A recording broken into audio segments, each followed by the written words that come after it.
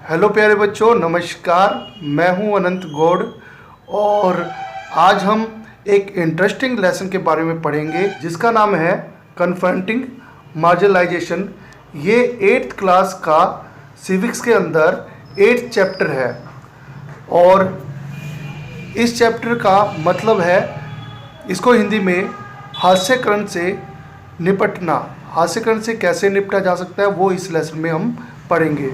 तो इससे पहले चैप्टर में हमने हास्यकरण क्या होता है उसको समझने का प्रयास किया था कि जब हम किसी समुदाय को हमारे समाज से अलग कर देते हैं या उनको वो अधिकार नहीं देते जो कि बाकी लोगों को दिए जाते हैं, तो वह समुदाय या वह ग्रुप अपने आप को मार्जिनलाइज महसूस करता है। और इस चैप्टर में हम ये देखेंगे कि भी कोई भी समुदाय है वो अपने हक की लड़ाई लड़ने के लिए किस तरह के कदम उठाता है।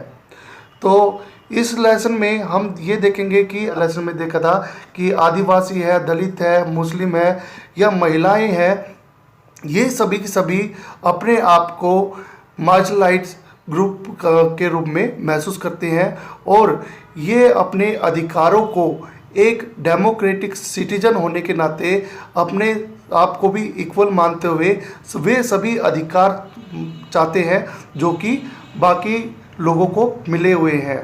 और इसमें हम जानेंगे कि भी कोई भी अधिकार है वो किस तरह से कानून का रूप धारण करता है और जो हमारा संविधान भी है वो किस किस तरह के तरीक़ों से सभी समुदायों को या अल्पसंख्यक समुदायों को इक्वल बनाने का प्रयास करता है।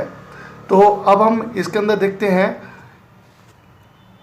Invoking fundamental rights.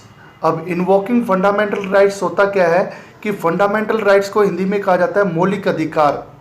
मौलिक अधिकार का उपयोग हम किस तरह से कर सकते हैं, तो चैप्टर नंबर 1 में संविधान के द्वारा कई प्रिंसिपल बताए गए थे जिससे कि समाज में इक्वलिटी को बनाया जा सके और सभी के साथ में जस्टिस हो सके। तो उसमें से सबसे इम्पोर्टेंट जो प्रिंसिपल था वो था फंडामेंटल राइट्स का। अब ये सबसे इम्पोर्टेंट इसलिए माना जाता है क्योंकि इसी में हमारे सिटीजन हैं उनसे रिलेटेड सभी अधिकार दिए गए हैं और इनको अलग अलग आर्टिकल्स के द्वारा समझाया गया है।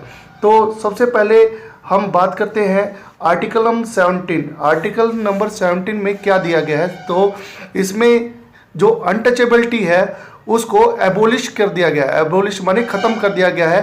पहले क्या होता था कि जो कुछ दलित लोगों को या कुछ जो अल्पसंख्यक समुदाय ऐसे होते थे जाति के आधार पर उनको मंदिरों में घुसने नहीं दिया जाता था या उनको अपवित्र माना जाता था। मगर इस आर्टिकल के तहत कोई भी व्यक्ति अगर किसी के साथ में अनटचेबिलिटी का बिहेव करता है तो उसको एक क्राइम के रूप में देखा जाएगा। फिर हम फंडामेंटल राइट्स के एक और आर्टिकल की बात करें जो कि खास तौर से अल्पसंख्यक समुदाय या मार्जिनल ग्रुप के द्वारा यूज किया जाता है, वो है आर्टिकल नंबर 15। आर्टिकल नंबर 15 क्या कहता है या अनुच्छेद 15 क्या कहता है कि कोई भी व्यक्ति किसी को भी जन्म के आधार पर या धर्म के आधार पर या जन्म स्थान के आधार पर या लिंग फीमेल है या मेल है उसके आधार पर कोई भी किसी के साथ में भेदभाव नहीं कर सकता।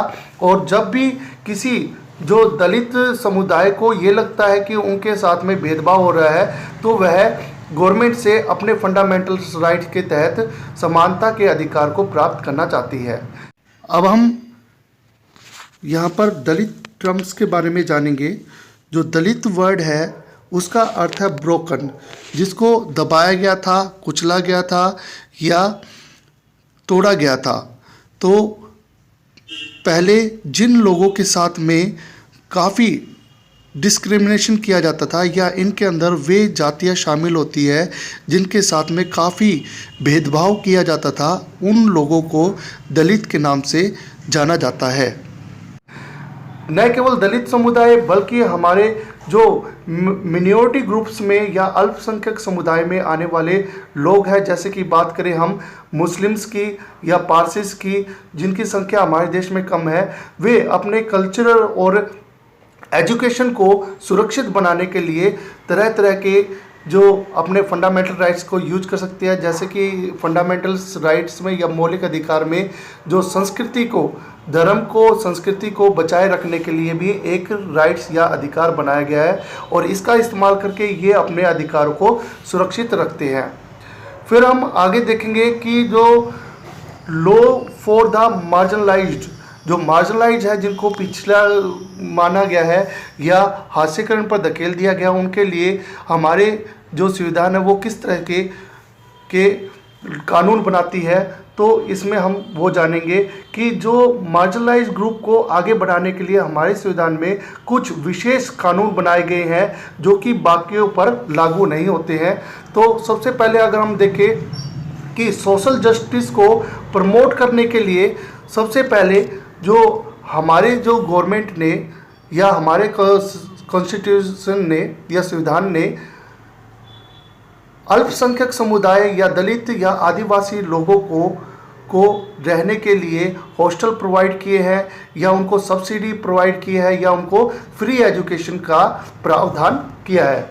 इसके अलावा एक और तरीका जो सोशल वे से जस्टिस करने के लिए हमारे जो संविधान में एक रिजर्वेशन का भी रोल माना गया है।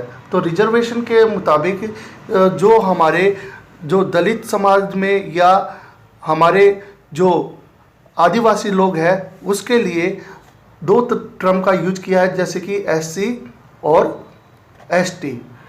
तो एससी की जो फुल फॉर्म होती है ये सभी को पता ही है, जिसको अनुसूचित जाति कहते हैं हिंदी में या शेड्यूल कास्ट के नाम से जाना जाता है, और अनुसूचित जनजाति जो कि आदिवासियों से रिलेटेड है उसको एसटी के नाम से जाना जाता है, शेड्यूल ट्राइब्स के नाम से जाना जाता है। तो इस समुदाय में आने वाले जो जितने भी जो लोग हैं उनके अधिकारों की रक्षा करने के लिए जितने भी सरकारी नौकरियां हैं या पढ़ने जो शिक्षा संस्थान है तो उनमें रिजर्वेशन का अलग से प्रावधान किया है। तो इसके अंदर हम देखें कि हमारी जो गवर्नमेंट ने कुछ ऐसी कैटेगरीज बना रखी है या उन शेड्यूल कास्ट की या शेड्यूल ट्राइब्स की लिस्ट बना रखी है, जो इस लिस्ट के अंदर शामिल होता है उसको रिजर्वेशन का फ़ायदा मिल पाता है। तो सबसे पहले अगर कोई भी रिजर्वेशन में आता है तो उसको अपनी कास्ट सर्टिफिकेट दिखाना पड़ता है, तो उसी के आधार पर उनको रिजर्वेशन मिलता है।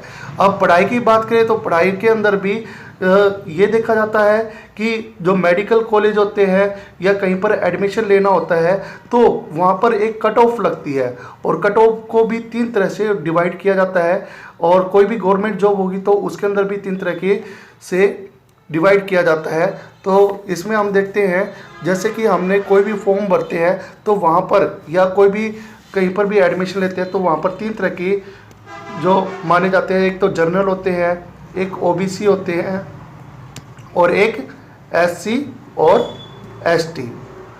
तो हमारी सरकार ने जो इन सभी को बराबर लाने के लिए तरह तरह की स्कीम चलाई है। अगर मिशन में जनरल की जो है कट ऑफ 80% है और ओबीसी की परसेंटेज 70% कर दी गई है और 60% जो है एससी और एसटी की कर दी गई है। तो इसका मतलब क्या है कि कोई भी एससी एसटी में जिसके परसेंटेज 60 या 60 से अबव है वो एडमिशन ले सकता है। तो इस तरह से हमारे संविधान में ये प्रावधान किए गए हैं और नेक्स्ट वीडियो में हम इसे आगे रीड करेंगे।